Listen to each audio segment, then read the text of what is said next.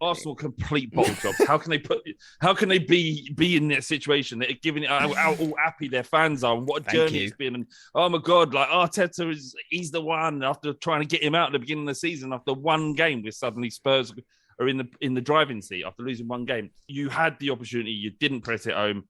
If you don't finish top four, you can't argue with anyone calling you a bottle job, and it's a medal you're gonna have to wear for the summer.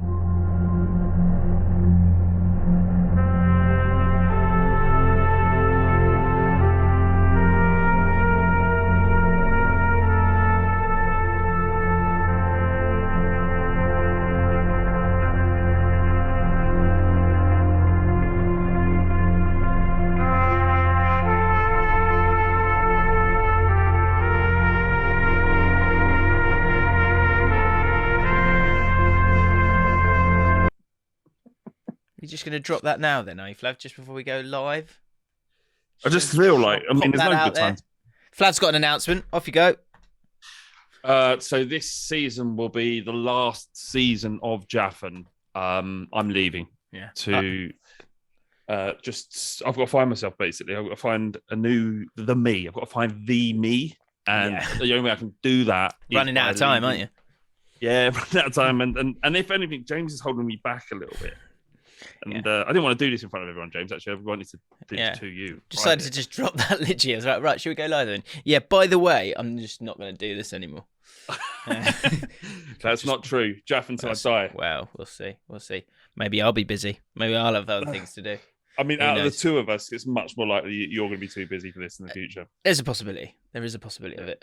This could be a classic, I said to Flav. This could be an absolute classic. First of all, patrons, sorry we're late. I think it's important to allow that. There's lots of good comments. Jim's Big Laugh Award is back. One in particular, I honestly just giggling at it for ages. I'm not even sure if it's funny, but it did tickle me. And well, we've got to talk about the football's like kicking off. So we want to talk about Arsenal, Spurs, chat about Man City and Liverpool as well, of course, and just everything that's going on. Yep. And so, couple of new bits, couple of good Samisms, unwritten rules, all sorts of stuff. And we will end the podcast with this, Flav. What? So if you go onto Discord, hopefully you can see it. I am. Can you see it? That says bowl size, doesn't it? That says bowl size. Now, one of our slugs, who might be with us now, I'm not sure, he has had a go at the free bowl spaghetti challenge and has put together a 2-minute 13 clip. So we'll close the show with this, this glorious thing. So I requested last week for anyone that could do it, because I think it's impossible. Obviously impossible. You can't eat 3 normal-sized portions. I'm not talking about a little sort of delicate portion of spaghetti bolognese, which is really a starter. I'm talking about a proper spaghetti bolognese. No one can have 3 plates of that. That's madness. No one surely can do it. Apparently, who is it? So it's Tyler Norton who's here. He says, I'm here, but I'm in a work meeting. Okay, so Tyler not available to chat to us, but you've got at least an hour, so you're fine. I'll be back to close the show, indeed. I'm excited. I think what we might have to do, Tyler, I don't know. We'll see how it plays out, because I think it could be special just to let it run. I'm quite intrigued, and we'll react to it live, and then maybe we talk to you. No, I don't want any. I want to watch it. I don't want to talk. I just want to. I don't think either of us should speak throughout. How long's the video? 2 minutes 13. I don't want a word uttered during that 2-minute video. We're just going to watch this and marvel at it. Exactly. So, football podcast, guys, if you are new to it, with a bit of nosh chat on the side. For those of you who don't know, if you want to become a patron, you can. There's a link in the description. We had 400, where there was discussions about a certain lucky 400th patron getting a juicy nosh off at Fleet Services. That has gathered steam, although we are now at 391. Now, I don't know if that's the start of a month. You lose a few patrons every now and again, or we scared off a few with the group nosh off. But who knows? I'm intrigued to see what goes on. I think we should just make it a sort of twice yearly event. Yeah, a biannual nosh. Is that what you're saying? A biannual would be once every 2 years, right? Oh, sorry. So yeah. A due annual? No, it doesn't matter. Okay. Twice yearly. And I also have a huge announcement, even bigger than the fact that Flav's leaving the podcast. within this podcast as well. So much to go through. Wow. Let's kick off with Jim's Big Laugh Award, because this first comment really made me laugh for ages, and it essentially gets the award. The second one, I just think it's going to be interesting to hear your take on it, because I know you want to talk about. Are you happy to talk about Spurs this week? You okay to talk about Spurs? I'm happy to talk. He's I'm okay. happy to talk. Oh, yeah. What this? Go on. What this? It's what? only, Oh, it's a shark bottle. A shark water bottle. Right. What that? Sorry to interrupt. Flav finally noshes off a shark. There. Finally caught him.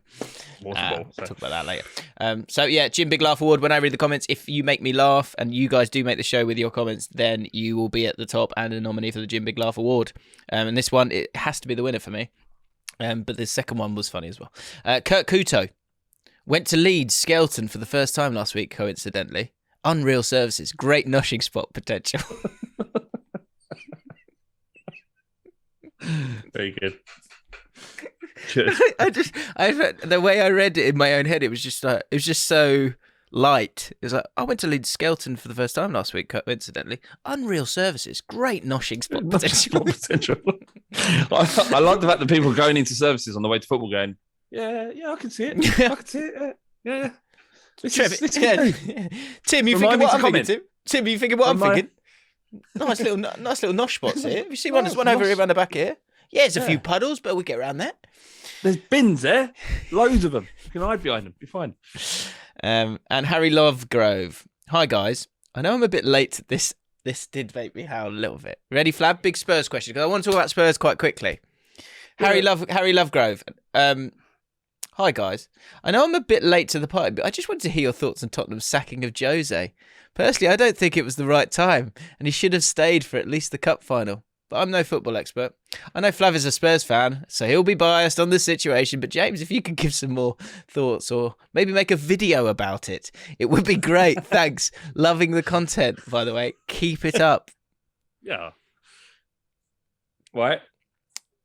You want to respond to that now, or are you going for the rest of the question? The replies, James Simonson said, they sacked Jose. Joel Tucker, oh my God, what? Jose is gone. I wonder who they'll get next. A couple of strange things about this. One, that obviously this is ages ago. We've had two managers. This is literally a year ago, isn't it? This is over a year ago. Yeah. I don't want to take the mickey too much, because maybe he had a stroke and this is his reality now or something. But and I also don't want to imply that you need to be up to date on the football to enjoy this podcast, because you certainly don't. Absolutely not. I'd also say that I don't think, no matter how biased I am towards Spurs, and I truly am, I don't think anyone really would disagree with me in that Jose Mourinho probably, it's fine. No one was really surprised when he went. Maybe he should have been given another week just to manage the City game. I get that, but fundamentally his time was up. His time was up. He bummed the kids. He's starting it again, and he's Jose Mourinho. He's like turning on the media again. Oh, is he? Is it not going well with Roma? No, they're doing all right. It just turned into like a bit of a shithouse team. I think they're like fifth.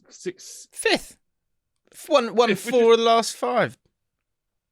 Yeah, they're doing all right, and they compared to some of them other teams, they're not as strong. They're about right. About where they should be, aren't they? Yeah, you're right. Yeah. So he's doing his thing, but he's just he's basically some geese on a radio questioned his tactics, and he recognised his name, remembered this guy's name, and when he asked the question at the press conference, tore into him. Brilliant. I'm okay with that. With that. So yeah, I think it was the right decision. But I agree. I should have given the cup final, Harry. But thanks for that. 400th patron was Charlie K. We revealed that on the pod live last week for the patrons. Charlie K has responded in hot anticipation for the nosh off. Thrilled and delighted to be the instigator of the nosh off. Up the Jaffin. See you all at Fleet. Lovely. Really, really nice. Slugs in the Wild. So this is when you've used phrases or whatever it might be out in the world. We just want to know how you've got on. MAGA, my experience with a slug in the wild, one which had been bubbling away for years, unbeknownst to me. This is amazing. I've been at uni for 3 years, and one of my mate's home friends often popped by to watch the football with us. Lovely guy. It's during one of these viewing parties I noticed that the room fell silent after Newcastle had conceded. The word sandwich was uttered. I thought I was only hearing what I wanted to hear, so I let it go. It was only 2 years later after meeting that I was watching the pod when a recognisable face appeared. So this is when he was watching the pod. A recognisable face appeared, donning all white with a black belt round his waist, spoon in hand. It was Ben Dukes. Black belt Ben Dukes. Do you remember from the live that we did? Ben Dukes. Went over and did it. One of our most famous slugs. So it turns out it was him all along. 2 slugs just drifting by each other. Slugs in the night, as they say. Also, Elliot Davis, been watching the pod for about 1.5 years now and making my first contact. Had the best moment telling my girlfriend's sister's boyfriend, that James was having a kid. Me, him and my girlfriend were all chuffed as we absolutely love James, thank you. The next 10 minutes of the car journey was me and him trying to explain why James is so good. She wasn't getting it. Disappointing. So I just went, we can only move forward. Followed up by her boyfriend saying the exact same. We can only move forward. Both our respective girlfriends looked a tad confused and we carried on the journey to Nando's. On a side note, my girlfriend was both happy and annoyed when she saw the tweet. And she said, that's not fair. I want one of his babies. That ship has sailed, I'm afraid. That ship has sailed. There's women out there that want Jimmy Alcott's babies. They like childlike men. Yeah, they like I serve that niche. I'm a baby man. I'm a baby man. That's it. That's it, isn't it? I'm a baby man. I'm trying to his babyface assassin or whatever. God, you look young. No, I'm just a baby man. Turns out I'm a baby man. Right, let's get into the juicy football chat because first of all, there's another one where we want to get Flav's take on it. Arsenal and Spurs. It could go right to the wire. How excited are you about that game? Like, you know, the North London derby. If they are willing to turn up this time. I mean, look, they've probably got more injuries now than they did when they bottled it the last time. So I don't know what they're going to do this time. It's a shame that the COVID situation sorted itself out. Otherwise, they would probably end up having to play them in August or some point. Am I excited? No, excited is the wrong word completely. It's nothing exciting about a game that has potentially this much riding on it. I don't think any fan, maybe some fans out there who like this sort of stuff, but there's so much jeopardy involved that the excitement isn't the correct word. I don't like everyone hates North London derbies when it means nothing. If we're both in 9th and 10th as it were last season, it's still heart in the mouth stuff. What I would say, and I don't think this is biased, I think Arsenal fans out there would probably agree with me. And Jim, you don't really have a dog in the fight because you seem to absolutely love noshing off Arsenal at the moment. I've seen your channel. Big fan of Arsenal, yeah. You would say out of the two, well, actually, you answer this question for me. Would you rather be in Spurs' position or Arsenal's position right now, given the way the teams are playing? I would certainly, without doubt, be in Spurs' position right now. It's about momentum, isn't it? It is about momentum. It's amazing how it's changed. I mean, when I did that video and I went for Arsenal, you've obviously got to pick someone. And the reason I went for Arsenal, I sort of took the risk of them not getting injuries. But this was exactly what we thought would be the downfall for them. I mean, and they get pumped in the game, to be fair to them. Got absolutely pumped 3-0. Well, at Palace. Yeah. Okay, at Palace. But that's by the by. Palace can beat anyone. And they beat you, didn't they? They beat you by a few, didn't they?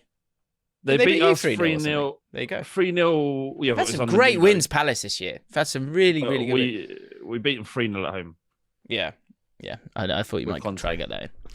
It was just you can't. It's a fact, isn't it? I'm just going to give you the facts. That's all. All I do. That's what you're about, getting information. All I do, everything I say, right? Everything I say on this podcast is fact. And if you disagree with it, you're wrong. Yeah, then I choose not to accept that. As we spoke about that on the mailbag. That's the world we live now. What if you give me like concrete 100% facts?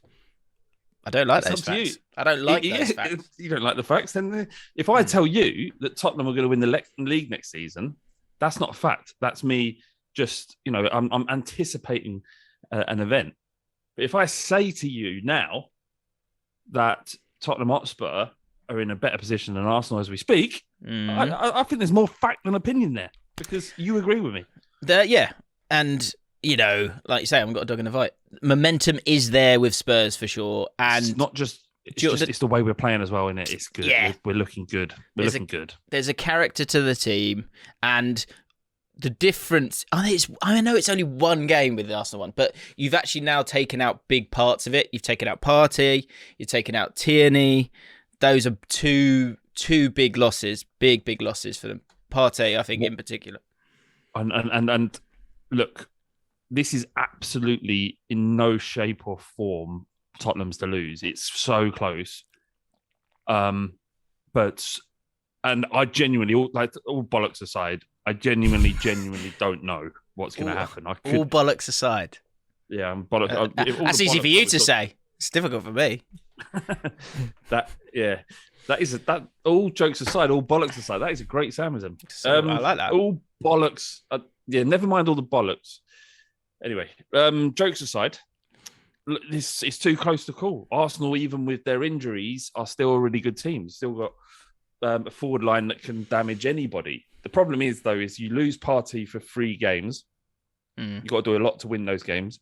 Is it? I can't remember the geezer's name. Luongo, midfield. Yeah. And then Lukonga?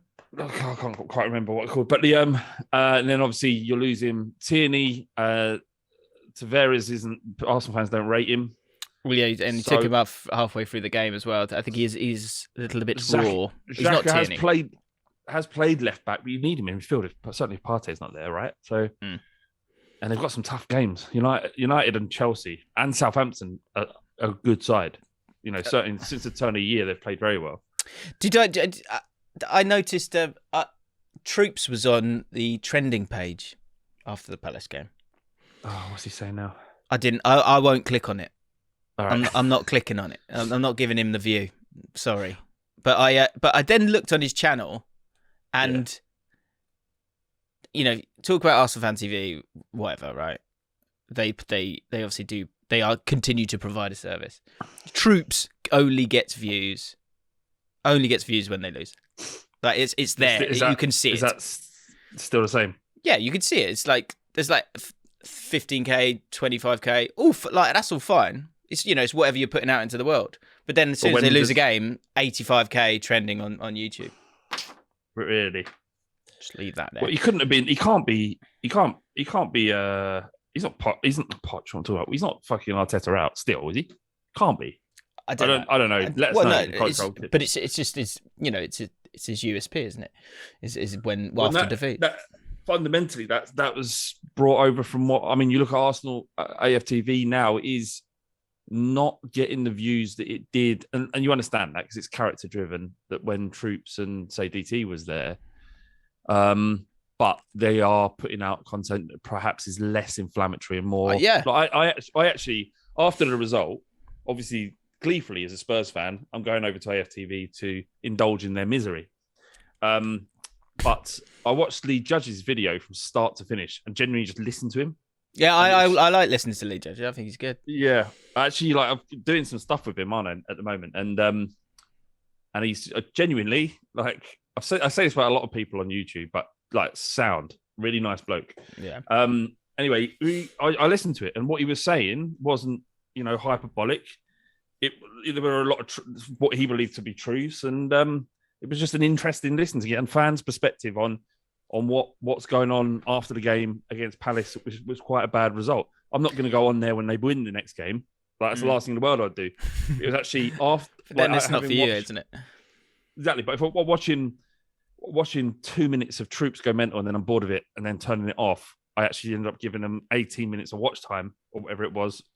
Right. Yeah. Well, that's it. I mean, it's trying to be about the positive and being interesting is a little bit more work.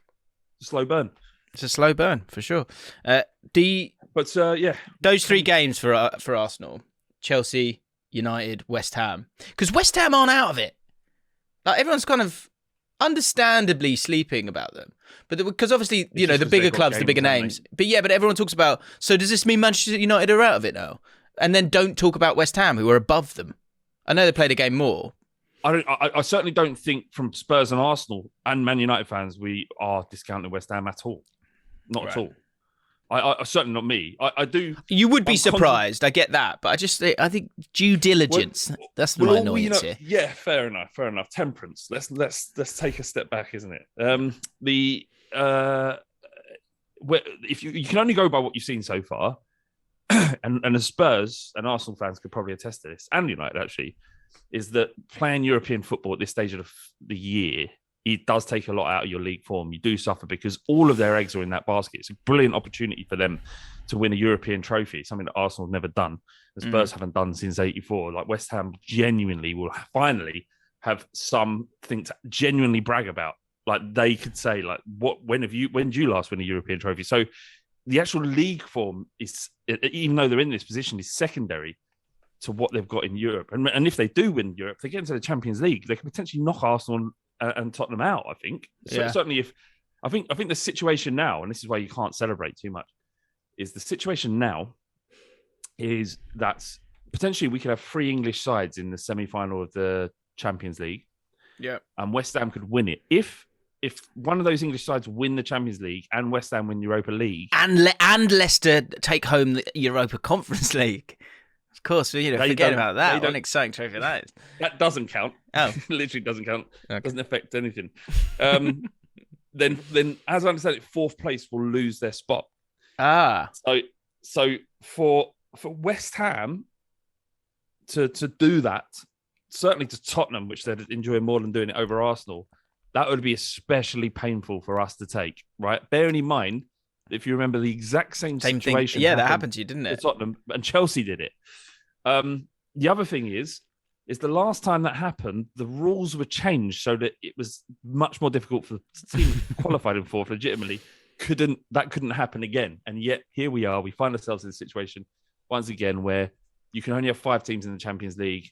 I think that's right. I haven't botched that. I'm pretty sure if they win both of them, then yeah, we would miss out. If I'm wrong, I'm wrong. But I heard that before. Yeah, that makes sense. What we could do, though, you never know. Maybe we'll finish 3rd. Okay. Yeah, well, okay. Chelsea got pumped, we've got Villa away at the weekend. So when that you know what happens typically with Spurs is you know what happens. Yeah. You know what happens. Don't have to talk about it. You know what happens. QPR You've got to enjoy the bit where you're doing well. Because if you spend all the time now worrying about the ramifications of what might happen in the future, where's the enjoyment coming from? If you're not enjoying this bit, you're right. You're so right. You're enjoying nothing at all. Do you know what I've learned this year? Because I haven't had this for a while, and actually, it's something that I dawned on me today. Is there is nothing more excruciating. And I didn't realise it. I don't think I've ever got this close to the sort of the hot embers of disappointment that QPR have provided me this year. When you create expectation and severely fall from that. So if you think about my time as a QPR fan, I was sort of too young to be having these kind of thoughts, but then we just gently plummeted for about, 10 years, maybe a bit more. And then as we made our way up, it was kind of with an element of expectation, but we always actually produced as we went through the leagues.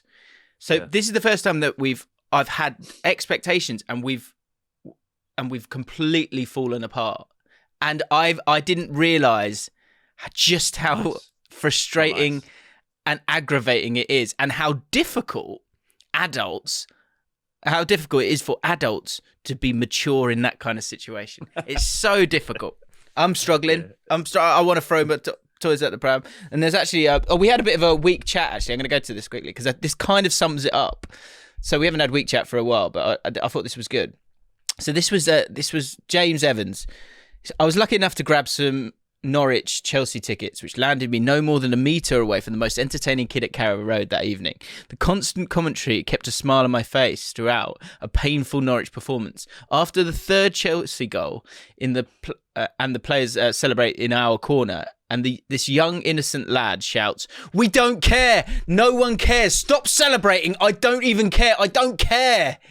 His dad sniggered whilst allowing his son to humiliate himself in front of a good 50 people. We get it though, he's a kid. We too felt his pain, just didn't articulate it quite the same. I actually think he's articulated that brilliantly. That's how I feel. Like when I'm watching the games and we're just losing again. Like, come on. It's I hadn't felt it like. I sort of say a lot of stuff about Big Six fans, like don't get it and all that stuff. But I also kind of spoke about like the suffocation of like being at the top and being expected. But I don't think I've really felt it till this year, where we've completely capitulated, and it's so embarrassing. It's so annoying. It's amazing. You get stick for it, don't you? Even though you've done nothing wrong, Jim. All you've done is follow your football club. I mean, and you get others would suggest I've jinxed them, but that wasn't me. It can't all be so right. Imagine your feeling. You know that feeling you've had this year. Like imagine that for 35 years. I know. Honestly, I thought of you. I really did think of you, because especially when it gets to that point, you're like, the amount of times you understandably, and you fall for it every time, but you're actually now you've reframed it to a point where like, no, if I'm not going to live in this moment, then what is the point? What's the point? Like, and look, there will be no surprise if Spurs somehow fuck this up and we, finish 7th and have to go in the Europa Conference League again, right? It wouldn't be a surprise because every time we've sort of experienced this before. I would say that this might be slightly different because we've got someone like Conte, and fundamentally the guy who leads you, mate, is a huge factor in whether or not you can get over the line, right? So I would say this is potentially a different Tottenham with a different mindset than we had previously, even under Pochettino. Possibly, but you need to see it. You have to see it, and I think that's the thing I've been really impressed with Tottenham is I can see it. When Arsenal are playing well, when everyone's fit, I can see it. I can see what they're trying to do. And with Spurs, you can really, really see what they're trying to do, and it makes sense. That is down to Conte, but it's also down to just, I don't know, them stepping up. What you've got to remember is an even playing field now, because we've played probably about 20 games more than Arsenal have this season through Europa Conference League. There were so many games for that. Then we did pretty well in the cups. So maybe 20 is exaggerating, but we certainly played a lot more football than Arsenal. You're at an advantage if you play a game every 7 days effectively. So you are at an advantage. We're getting good rest. Players that fit every single time we play. So this is essentially from this point onwards. But Arsenal hadn't had their injuries, it would be about right. Who is better now? Because there's no circumstances. We've got the same level playing field. Yep. All right, our fixtures are a bit kinder, but we've still got difficult. We'll go to Liverpool as well. Yeah. What I would say as well, quickly, just James, is like after 30 years of that, eternal disappointment and not winning, despite the vague possibility and sometimes significant possibility each season, is you do eventually develop there's always next season, and that's what saves you. You'll have a couple of days of like, this is shit. Like after the Champions League, it took a week, and it just you couldn't look at your phone, you could do nothing, and then even there was the residual pain of seeing Liverpool fans, and obviously the work we do, we bump into Liverpool fans, like certainly the Red Men and stuff, and they'd be wearing the T-shirt. They wouldn't even say anything, right? And they wouldn't even be thinking it, maybe, but they're wearing the T-shirts with 6 stars, and I'm looking at it thinking one of them could have been ours. That 1 star, yeah.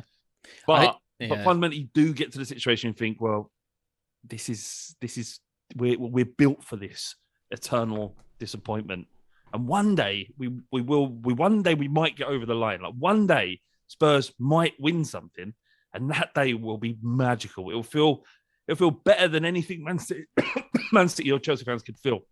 When we played Chelsea in the league FA Cup the League Cup final, their end was half empty when they were picking up the trophy. Like, so when it happens for us, it's going to be great. Yeah. Oh, yeah. A lot of humiliation points being used there. That'll be a nice little dump. If it happens, yeah. Well, because I would love to see. I'd be intrigued to see what.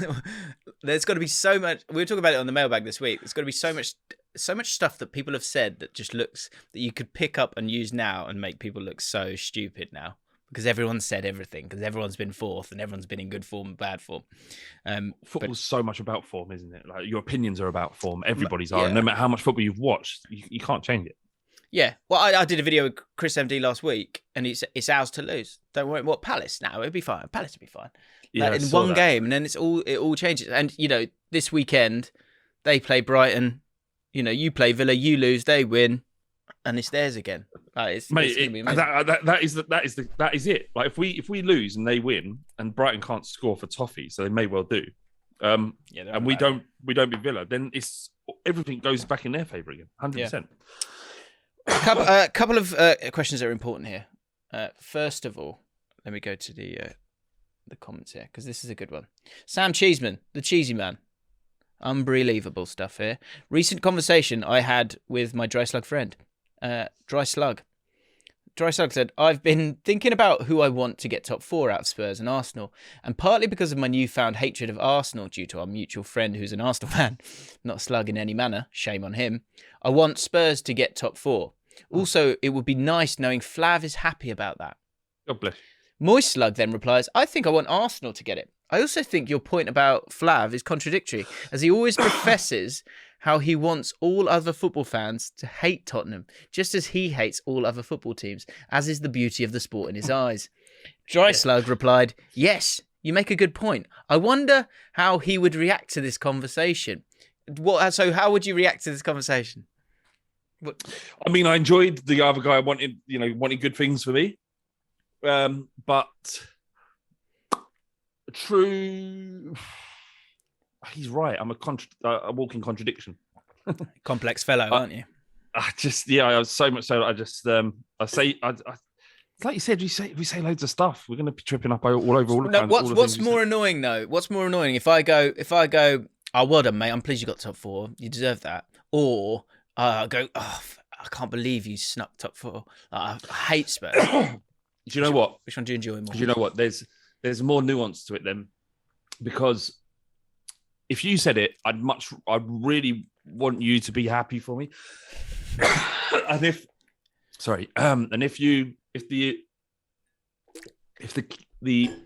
this kid isn't a Chelsea West Ham, the worst thing is when you get sort of Arsenal fans or Chelsea fans under Pochettino going, you know what, I quite like Spurs. Fuck that. No time for that. No room for that. You don't like Spurs. You never will. You never should.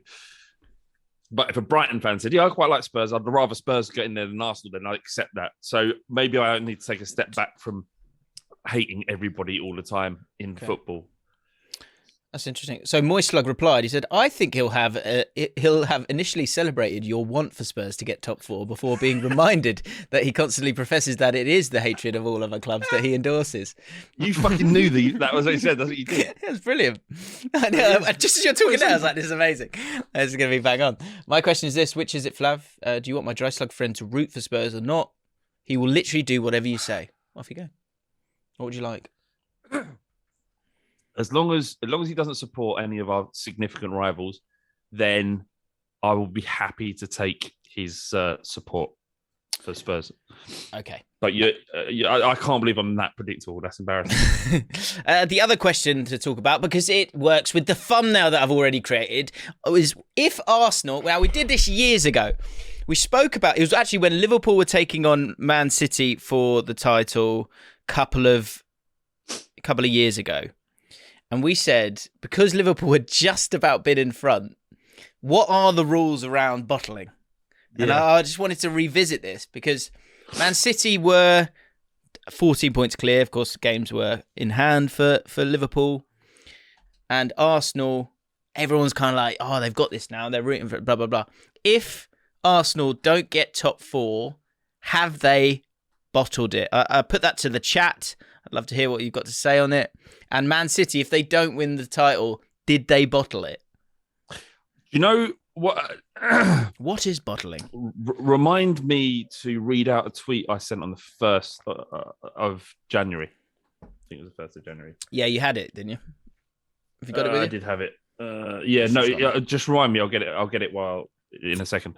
Okay. Right. I think Where do you sit on bottling generally? Well, I think I sit where I did when we discussed this previously, and I can't remember exactly what was said, obviously, but I think fundamentally, there's no such thing, really. It's just if you've received that as an insult.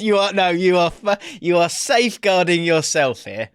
You are no. All right. I'll give you what you want. Arsenal complete bottle jobs. How can they be in that situation? They're giving it how all happy their fans are and what a journey it's been. And oh my God, like Arteta he's the one. After trying to get him out at the beginning of the season, after one game, where suddenly Spurs are in the driving seat after losing one game.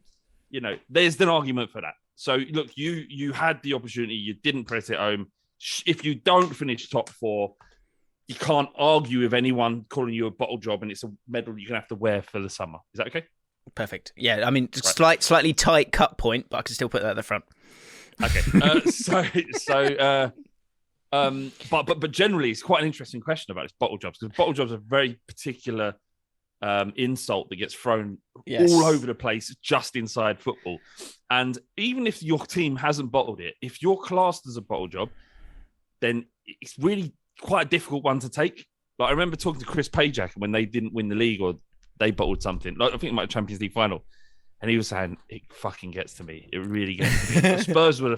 I think Spurs were the original bottle job of FC, right? But now it just seems to be thrown around, regardless of who I'm sure you've had a few bottle jobs thrown at you, Jim. Yeah, well, I would accept the bottle job this year, but I think it's our first bottle. So we're not bottle job FC. Do you know what I mean? And also, a few people in the chat talking about what size is the bottle. I think that's the nuanced chat that we got into about 3 years. I always think of a bottle of Heineken. Really, that's the kind of like the thumbnail there. So for me, there's two schools of thought with the bottle. You have the watermark, or you have the initial aims of the season. So Arsenal, if you believe it's about once you get into, because I think Rory's done this where he's called like Leicester bottle jobs, where he's gone once you get into that position, or like Liverpool years ago when they lost to Crystal Palace, and you know what happened against Chelsea happened against Chelsea, and all of that. So they got themselves into a position, but at the start of the season, they weren't expected to be anywhere near that. So I sit in the camp of, I think you go from your aims at the start of the season. Things can happen in football. Injuries can happen in football. So I think that safeguards me. So did Spurs bottle the Champions League final? Did Spurs bottle the Champions League final? No. I thought you got really unlucky with the decision, and I thought you had Harry Kane who was half fit. If you go into that with Harry Kane fit, scoring goals, and the penalty isn't given, and it's not a penalty. I don't think it is a penalty. Well, no, again, another rule that was changed after something happened. Did you see Trippier on True Geordie's pod? He went, did you think that was a penalty? He's like, Trippier still like obviously winds him up because it completely changed the state of the game. What did he say? Well, he said he didn't think it was a penalty at all. And it obviously was a crap final, but there was this problem, wasn't there, with Kane? Should he play? Should he not play? And as soon as you don't win it, people go, well, look, there you go, you shouldn't have played him, which is like, what, you're not going to play Harry Kane in the Champions League final? You're mad. So in an instance, if you're full of form and then you go into that game and don't turn up, you play inside yourselves and there's no sort of there's no courage in the way you're playing, willing to go forward. That could kind of be seen as a bottle job. But fundamentally, there was no world where Spurs were going to get into that Champions League final. Yeah, so I wouldn't consider you bottling that at all. So by your token, Arsenal can't have bottled it this season because their expectation wouldn't have been top four, or was their expectation top four? Would you say? I don't. We're surprised at how high. Yeah, same. I think most people thought. I think there was an outside shot, wasn't there? I hope if you catch fire, you haven't got any European football, that should help you, and it has helped them. But my view on it is that you go from the start of the season and things happen in the second half, and there's a tensing up for a lot of teams, and I think there's a little French beer stubby bottle job. You could have that when it's like in the last like few games and you just completely like shit the bed, but not a full on, not a biggie, champagne magnum, no champagne. Okay. All right, let me ask you this question then. So, who are the bigger bottle jobs, Manchester United or Arsenal or Tottenham, if one of those clubs don't finish in the top four? So if Man United do it are they more of a bottle job than Spurs or Arsenal? If Because Man they went United big, don't didn't get the they? They Champions had- League. Yeah, because they had Absolutely. So, yeah, according to the James Allcott bottle of the job. Premier League could well be. Yeah, who are the bottle jobs of the Premier League? This could be a two-weeker. We'll get this in the comments, guys. Who are the bottle jobs of the Premier League this season? And give your reasons why. I think Man United are right up there. Right up there. Chelsea, if they don't get top four, that is a tasty that is a tasty bottle. That if they drop out somehow, and the likelihood is they had enough. The reality is they probably had enough day against Brighton and Brentford rather, and they'll bounce back. But if Chelsea drop out, that's significant. That's they're definitely in the running for bottle job FC of the season. Can it be bottle jobs in the bottom half? When we're talking about, say, like Everton, for example. The thing is, what is it? You can't really bottle mid-table because there's not enough on there. I don't think you can be a bottle job if you're. You can't be a bottle job if you're in the bottom half. Even the bottom half, yeah. It's the other end. Yeah, no, you're just shit then, which is worse than being a bottle job because you were so shit you couldn't even be in a conversation about being a bottle job. Do you know what I'd love to do? Maybe I'll do it on my own channel. I don't think it'll work actually on my own channel. Sorry, on my own. I don't think it'll work actually. I think it'd be better for the pod. Is like desire rankings, desire tier rankings, because I've got a real problem with like people going, oh, they don't care, or like stuff like that. Like the desire's not there. I struggle with that a lot of the time. Like this is the top 0.1% of like they've sacrificed their entire lives to get to this point. Yeah, it's bullshit. It's absolutely bullshit. But I would love that would be a good little tier list, wouldn't it? Like the desire rankings. Who's shown the most desire this year? Yeah, well, so Norwich would be bottom of it every year, and so just not interested in staying in the league. Oh, right. Yeah. Lacking ambition. Ambition no rankings. Desire. No ambition rankings. Yeah, look, I think Spurs would be quite low in the ambition rankings because we never really do enough to be like, oh yeah, we're going to be the team that look at what we've done in the transfer window. And that, like, you look at Man United, I would say Man United would probably be top of the desire rankings this summer, bringing in Varane, Ronaldo back on big money. So that is quite an interesting discussion. Onion Bag says, can we talk about how salty Frank Lampard gets? Do you know what? A salty manager rankings would be good as well. Salty manager, that would get you would get so much engagement from that. Who's the saltiest manager in the Premier League? Klopp's the saltiest manager in the Premier League, hands down. And Pep, Klopp and Pep. But before we do that, we can have a chat about that for sure, 100%. I just want to go back to the bottle job thing. Yeah. And this is why perhaps City will be the biggest bottle jobs should Liverpool win the league this year. On January the 2nd, there was a headline from Jack Wilkinson at Sky Sports, and he said, "Advantage City as Chelsea and Liverpool draw thriller." And I'm like, something don't sit with me there, Jim. Something don't sit right with me there at all. So I open up Twitter. Advantage City? They're 10 points clear with the most expensive infrastructure in the world in world football. If they bottle this, now it would be one of the most embarrassing bottlements of the entire... Bottlements? I've never heard that word before. If they bottle this now, it would be embarrassing, sorry. With the money going into City, this should be normal. And Vantage would suggest that there's an even playing field in the first place. That was then their 10 points. There were 14 points. That is massive. That's to be 14 points clear and lose. Like Newcastle, when it happened to them, what were they? 11. Newcastle. 12 maybe. 12 in January. When it happened to them, you're like, all right, well, Man United are the best team in Europe or thereabouts. It was a different time, as Jamie Redknapp would say. Yeah, because they did spend a decent bit of money in Newcastle. But yeah, I think Man City are one of the nominees as well in terms of bottlements. I think they're right up there. Right, let's move forward because people are getting annoyed in the chat. People saying there's not enough Nosh chat. So let's move on. Comments of the week. New to this pod. I like these two comments together. They look better. Cooking with Harvey says, new to this pod. I had no clue what was going on in the first 15 minutes. Great stuff, though, lads. And someone said, that's interesting. Stick with it. Cooking with Harvey. He's got 272 subscribers. I wonder what he's cooking up. Yeah. Maybe we'll have a look at that.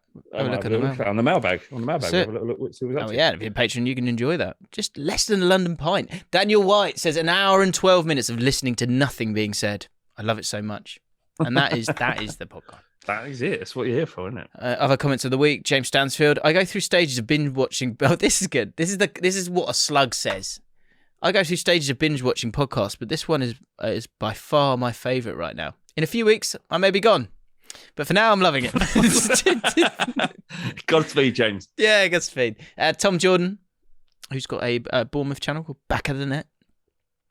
Just checking in. We're well aware we can only move forwards. Having said that, I have found myself reminiscing somewhat of late, and I have come to realise I miss the Bessies. Are Aunt Bessie's on a title hunt? Was 66 a one-season wonder? I need answers. And and massive congrats to James as a father-to-be and Flav as an influencer. Yeah, thank you.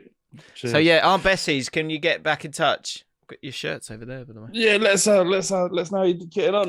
I stupidly asked for a small when you guys sent a shirt over, so I can't wear that anymore. I have to use Flav's one, which I haven't given back to him yet. And Danny Brereton was going back through and watching a random mailbag. When discussing Jim's shark suit for the Surfshark ads, Flav says, mind if I ever go on that when you're done? I mean, it just has to be a sexual thing, doesn't it? We're not going to talk about this again. It's not. If that is your truth and what the world you want to live in, then fine. Yes, I fuck sharks. Okay, finally we got there. Some authenticity on the podcast. Thank you. Last week we were talking about Nige, good old Nige, through the. Yeah, we want 10 minutes with Nige. We want 10 minutes with Nige. That's what we're after, really. We're talking about him as a possible cricketer and a possible wicket keeper. And it turns out he is a wicket keeper. And to this day, I haven't seen to this day. Yeah, to this day. Yeah. So he apparently, so Thomas Martin sent in a comment saying he's a wicketkeeper, plays for Knaresborough CC now, and the T's are always in danger with those hands about. Yeah, he loves it. And David Roper, he said, from the age of 13 to 17, I was the scorer of Tong Park Esholt Cricket Club, who regularly played Leeds Mods. I remember one of our players telling me their wicketkeeper used to play for Leeds as a goalkeeper, but as I didn't recognise his name, I presumed he was just the second or third choice keeper. I've only just realised after weeks of Nigel Martin chat that the Leeds player I'd seen play cricket was in fact Nigel Martin. I can't believe people described him as someone who played for Leeds instead of saying he'd been capped 23 times for England and gone to a World Cup.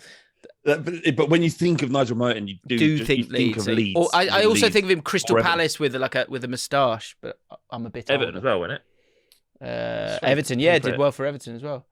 So Thomas Martin, Nigel's son, has spoken with Nige, and we can announce that we will be having 10 minutes with Nige. Yes! Come on! All being well, next week on the podcast. What will we ask him? I really have no clue, but let us know what you'd like us to ask Nige. We're going to have 10 minutes with Nige. We're just going to chat with him. It's not going to be one of them, what was your greatest game, Nigel? What was it? I want to just talk to Nigel Martin. I want to find out what he thinks about Tottenham. I want to see how many times a week he eats spaghetti bolognese. Might need to Nosh chat out. Keep Nosh away from Nige. Nosh and Nige don't mix. but yeah, let us know what we should ask Nigel. And maybe we just brave and ask just weird questions to Nigel to see how he deals with it. It's our 10 minutes. He's agreeing to give our 10 minutes. It's 10 minutes to us. And what I think that would be I'm not sure we'd be able to top that. And your back says 10 minutes of fleet services? No. Imagine his hands. Look like a thimble, wouldn't it? How far, in his heyday, how far could he have thrown James Allcott? Good question. Yeah. So yeah, amazing stuff. Hopefully we'll get that organised. Actually, as I was checking that out, I quickly had a look on Twitter, and Matt Letizia was trending. Up to his old tricks again. I was going to say, what's he done? He stepped aside from his role as an ambassador of former club Southampton because he was tweeting, suggesting that there were conspiracies about Ukraine and murders that were happening from the media. God. He later deleted the tweet. But why tweet it? Why do you have the desire to tweet it, Matt? It's because you want some attention, you idiot. I don't know if it is that.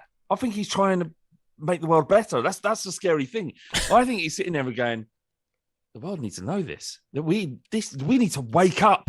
Sheeple, wake up. That's the kind of. I think that's where he's coming from. So, well, he said he later wrote. So the 53-year-old Saints and England forward on Tuesday shared a conspiracy theory regarding what appeared to be intentional killings of civilians in Bucha and other towns before Russian forces withdrew from the outskirts of Kyiv. Letitia wrote this and pointed down emoji towards a tweet suggesting the media had lied before deleting the post and seeking to clarify his position by saying the point was about the media manipulation. Matt. I mean, you find there are other things you can use to make that example. Like, I don't disagree that there is massive media manipulation that serves a role, but don't use something like that. It's fucking horrendous either way. The way this is written is quite good from The Guardian because the use of the word update. He posted another update. It's updating his so what does he think now? What's he thinking now then? Oh, he's giving us an update on what he's thinking now on Wednesday morning to make it very clear he does not advocate war in any shape or form. Just be clear. Adding he did not advocate anyone taking lives of others. Of course. Like, oh my God. Just think. You might end up interviewing him, Jim. Monday. Yeah, I did meet him once. I asked him, why didn't you leave Southampton? He went, I like being the big fish. Had a sip of his beer. Fair enough. Yeah. So yeah, so Matt was there. But yeah, anyway, I was chatting with good old Tommy Martin, and he says it could happen. He says it would be fun. So let's see how that goes. Wonderful. Exciting. Hopefully next week. Quotes of the week. Lewis Williams, quote of the pod. If you want to make a career out of talking about football, you've got to say stuff. Flav Shark and Service Station Chat. What makes sense now, genius. New bits. Couple of new bits.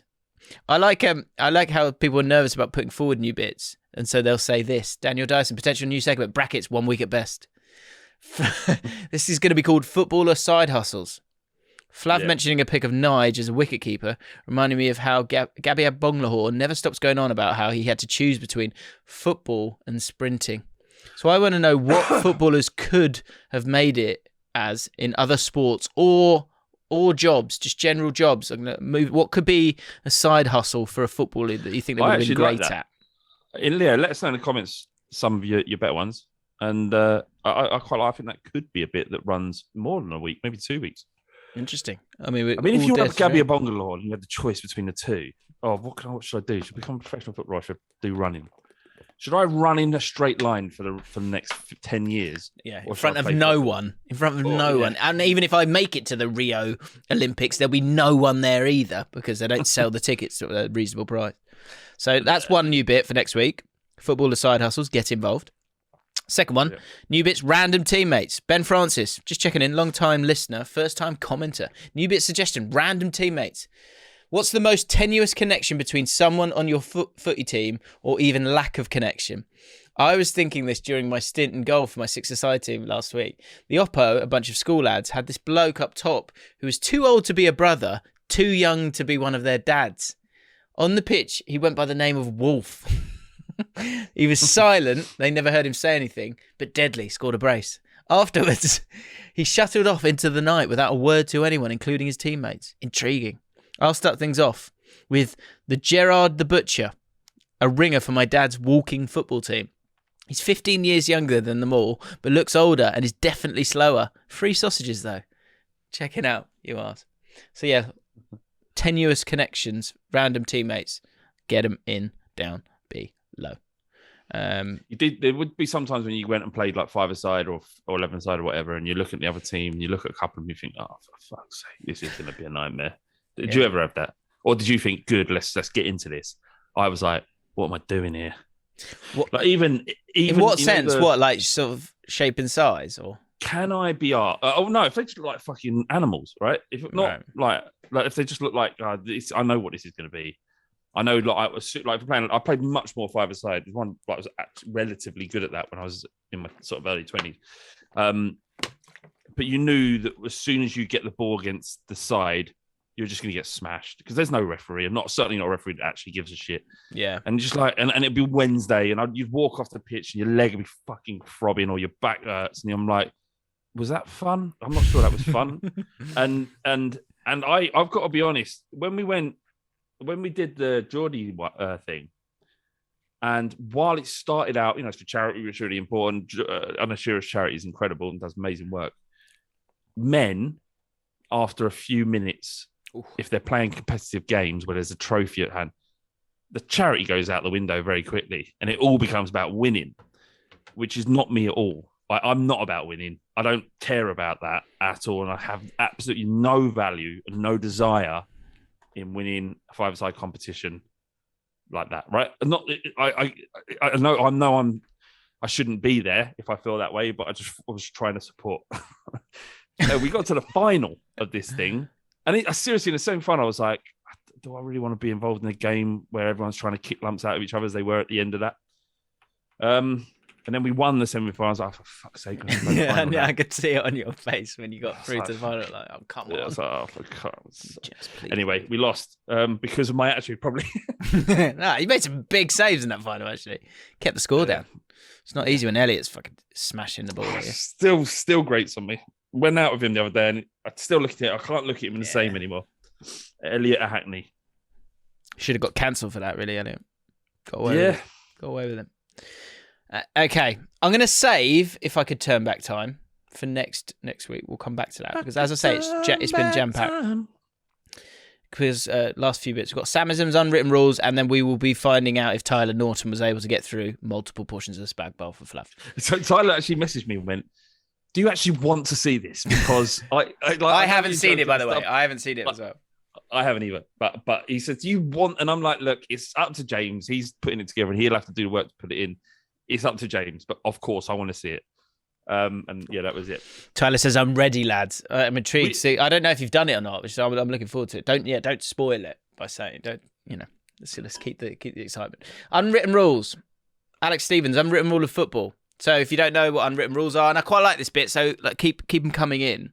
This is sort of unwritten rules within football, that things that happen, like for example, a ball over the top and a player goes through, the whole crowd will go, "Go on," and then pause, and then the goal goes in, and then everyone goes, "Yeah!" But I don't. Yeah. I mean, I only vaguely remember that because QPR don't score goals anymore. Yeah, sadly. That's true. Can I just tell you another one that we had for that as a slight variation in it is when Spurs beat Arsenal 5-1, February 2008, League Cup semi-final. There was a moment where I think Chimbonda or Lennon was going through, and all he had to do was slot in. I think it was slot in Keane, something like that. I might remember it wrong, but he missed the pass, and all you hear is it missed the pass, but it got through to the person who went out, ended up scoring, right? So everyone was like, "No, go on, yeah." I'll try and find the clip. It was just a groan. You could hear, "No, go on, yeah." It's fucking brilliant. That's a good one. That is true, isn't it? Like when a save's made, like, "Oh, yeah!" So good. Oh, I miss scoring goals. When was the last time you scored a goal? I don't know. Couldn't answer it. Couldn't answer that, I'm afraid. Anyway. Oh, it's honestly hurts to watch QPR right now.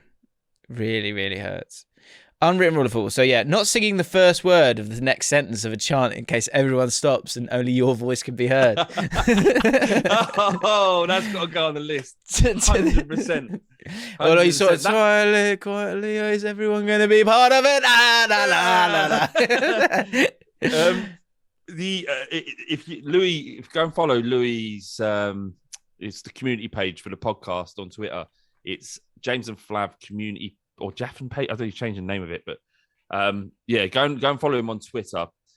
And he's updating this list. And there's about, how many are there now? We've got about 10 or 11. And they're all so accurate about football, going football. Amazing. They are really good. They're really good. I was trying to find this thing then, but I can't. It's Flav. It's the James and Flav community page, or Jaffin community page, one or the other. Okay. He said, "I fear my voice carrying on a chant when everyone else has a telepathic agreement as to when the chant should end." Yeah, you got to be. That comes with time, doesn't it? That comes with time. To sort of step away. You got to feel it. You got to feel. You know when a song's starting to peter out. Yeah, but sometimes you'll have certain. Often it's the song. It's like let's for example, Warburton's Blue White Army. Yeah, and then it will sort of quiet down, and there'll be two guys who go, "No, it's coming back." I like that, and then it's like you get a couple more. And then you start. You have another attack, and it starts to build up again. We used to have that at Martin Yoles all the time, and Pochettino's as well. It was good. And sometimes because often it would be the guys in the row in front of us to the left of me, and I'll go, go on, let's support them, and then I join, and then we're off. We're off.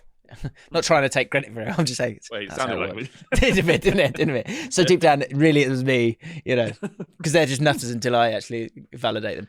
I have a bad. That's similar of like someone will say a joke and I'll laugh at it without thinking. Say the same joke but louder than they did.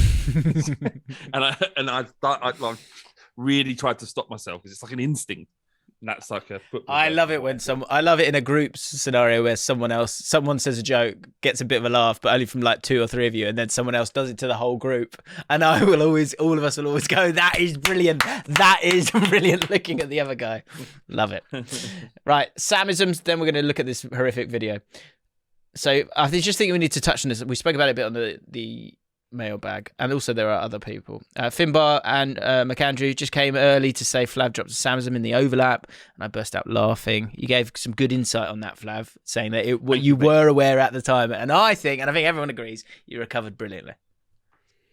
Yeah, I think I should have got a buy for that because floor and ground are so close, and I think actually hit the floor running isn't.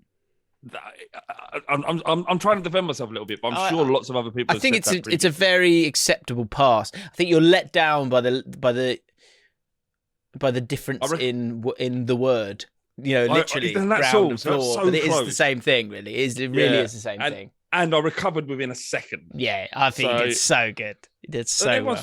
So I don't think Finbar should be bursting out laughing. I think you should have gone a gentle round of applause is what I should have got. Yeah. Yeah, I think that's it. We need to look. I think by now we accept that Samisms happen, but can you recover? Can you recover from a Samism? United Sam Peoples himself, who just quietly is drifting towards 240,000 subscribers. Incredible. Yeah, well done, Sam. Yeah, I mean, he better be getting some brand deals.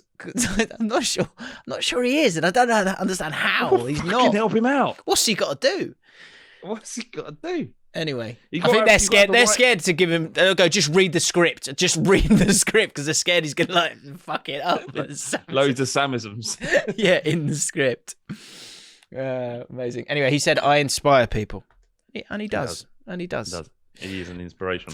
There were also a couple of other Samisms last week. S. Perry's Samism from Jamie O'Hara on Sunday. Frank Lampard's tactical decisions really raise question marks. But even that's quite harsh because it raised raised eyebrows. It is, isn't it? Yeah. You're right. Simple but effective mix-up of causes questions, and I've never really heard causes questions, and raises eyebrows. Questions. Jack Bridger, Micah Richards, who I spotted a Micah Richards Samism. It was a little bit it was a different kind of Samism. So Jack Bridges spotted that Micah Richards on a match today said Ian Acho was there hanging out the back of Tellez. I saw that too. That's so fucking funny. Hanging out the back literally means doing someone from behind. I was hanging out the back of her, wasn't I? He's hanging out the back of Tellez.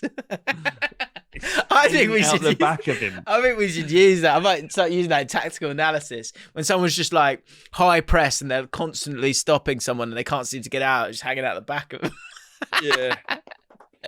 I love it. He also said, instead of which say a striker, sometimes you need a striker because you need a focal point. Micah Richards said it was a vocal point. He goes because and he's there and he's that vocal point. He's just getting the word wrong. Focal point. Instead of focal point. Right, we're there. Here it comes. Exciting times. So Tyler said, am I really about to film myself eating multiple portions of spag bowl for Flav? Is that what we're coming to?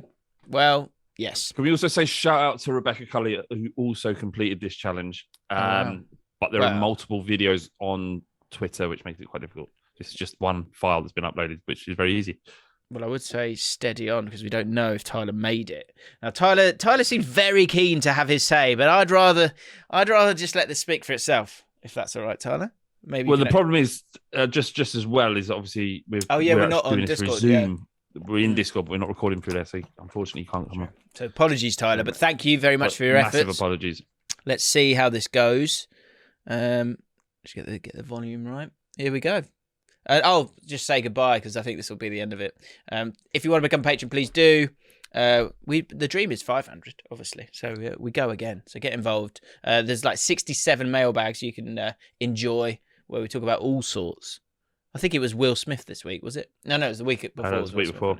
But anyway, 67 episodes of us talking about stuff that isn't football. So it's just, they're all evergreen mainly. Exactly. Anyway. So here we go. Bowl size. Solid. Hold on, Jim. I want silence, please. Oh, you just want pure silence? You don't even want us to say anything? Unless something is... I you're feel right. like... Code words, pause it. Just say... I mean, it's not even a code word. It's literally just talk to me. Okay. Yeah. Pause it. All right, go.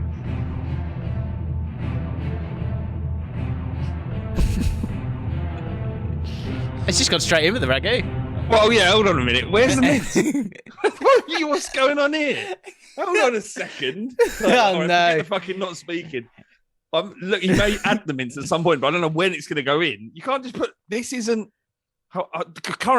Currently, and I hope you haven't wasted your time, but what I think might happen is that you've just poured tomato sauce ragu over some pasta and that's what you've eaten. I hope that's not the case because mince is a substantial part of a bolognese. Carry on, Jim. Yeah, and protein is filling as well, importantly. Yeah, you got to eat the mince. The mince is like, it fills you up. Come on, let's see. Is this a cultural thing? Yeah, maybe. Okay. Look, you'll have to do it again. Tyler's responded already, says, I'm not a professional chef. We were talking about spaghetti bolognese. These are the basics. Yeah, you at least go on fucking Google and Google what a spaghetti bolognese is. Go on. Tyler says no, Tyler. No, the wheels are falling off here. Tyler says it says meat in the sauce for the record. I've never heard of a tin of Dolmio with meat in it. I've never heard of that, Tyler. I'm sorry. Tyler, do you know what, Tyler? I'm really sorry. I don't think we can watch the end of this video. No. But listen. I don't think we can.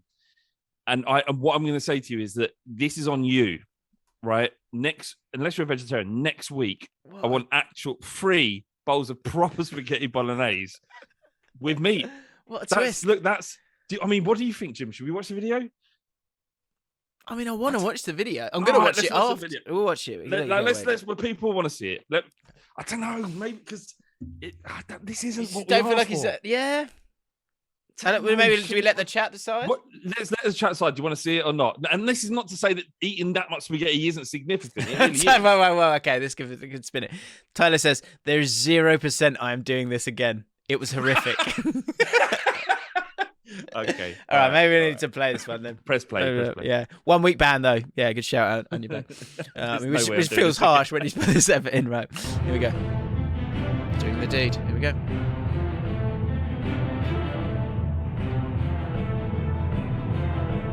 He's kept his face out of it. Good work. I wouldn't. Oh, no, there he is. There he is. Handsome chap. This one. That bowl could have been fuller. Just saying. All right, and also I want to say, like, this is good. This is good because we're really getting down to the rules here, right? Right. The bowl. It isn't about the bowls anymore. It's about the amount of pasta that you eat, right? So it needs to be, for anyone wanting to do this challenge in future, it needs to be 750 grams of spaghetti. 250 grams of bowl isn't, all right. So there we go. So this is good, Tyler. You're helping us create the actual challenge. This is the real quiz. Yeah, I guess another way to put it, when you think of like normal bowls of cereal, what's a healthy bowl of cereal? No, not that. What an actual man puts in a cereal bowl when no one's watching. That's what we want in each bowl. Yeah, when you're having Weetabix, no man puts in any less than 4. 1, 2. Yeah, everyone has 4. So what I would say is that it does look like there's meat in here somehow. It does look meaty, yeah. Still, 750 grams of spaghetti. I need to see that. And I need to see mince that's cooked with a tomato sauce. Okay. Carry on. Round 1. Okay. 2. There you go. He's got slow-mo. I quite want some spaghetti bolognese now. I know. I wonder if we had a... Oh, wow. Whoa. Oh, yeah, good lad. Coming up, let's say you finish that one. I wonder if we got to add a stick and a baguette. We had a baguette of garlic Chucking bread. a garlic bread in there. I think that's what I want to see that as well. It's 3. Hang on a minute. Appreciate the edit. Might get done for copyright, but it's worth it.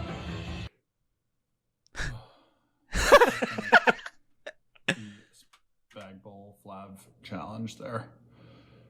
Extremely unpleasant. It tasted good, but that is just a horrific amount of pasta to have to eat. My God. Did 3 bowls. This is like one of the, that Channel 4 diary. When they're trying to lose weight. You are what you eat. You are what you eat. And he goes, and they've got like they do the little video diary, and they'll put the little like record button in the top corner for a little graphic going. Yes. I know I'm not supposed to eat so much, but I've had 3 bowls of pasta, and I feel so ashamed now. Yeah. Yeah. Don't do this. If anyone else is considering this, don't listen to him. I'll check in again in a half an hour to make sure there is no refunding. Oh yeah, sick. Yeah, but refunding. I feel full. Very good effort. Well done, Tyler. Famous of it. Sick everywhere. Right. Definitely feeling better. He does, and he's like a new man. But yeah, don't do this again. High level character. Great work. Great work. But yeah, this is the actual challenge now. Thank you, Tyler, for doing that. 750 grams of pasta. There needs to be mincemeat, significant amounts of mincemeat in each bowl, and obviously a tomato sauce. If anyone can achieve this, given the situation currently with the cost of living and whatnot, I will donate £50 worth of food to the local food bank, just so it knows we're not wasting it. Yeah, I'll do the same. All right, so £50, £100 to our local food banks. And yes, so if someone can do that and give it a good go, at least get close to finishing. Then can I ask for 3 different coloured bowls as well? 3 different coloured bowls. That feels like I know you can't fake that, can you? No, because I suppose you could mess. Look, we're doing it with good spirits, and the money's going to charity. So just we've got to be honest with each other. So there are the rules. And if you manage to fit in a stick of garlic bread as well, you're a king. You're a king. You're a king. You're a king. Oh yeah, or queen, of course. Maybe a bit more. Okay, right. Go forth and eat. Have a great weekend, guys. Good luck, Tyler. Well done, mate. Well done. Well done, Tyler. Bloody good effort. See you later.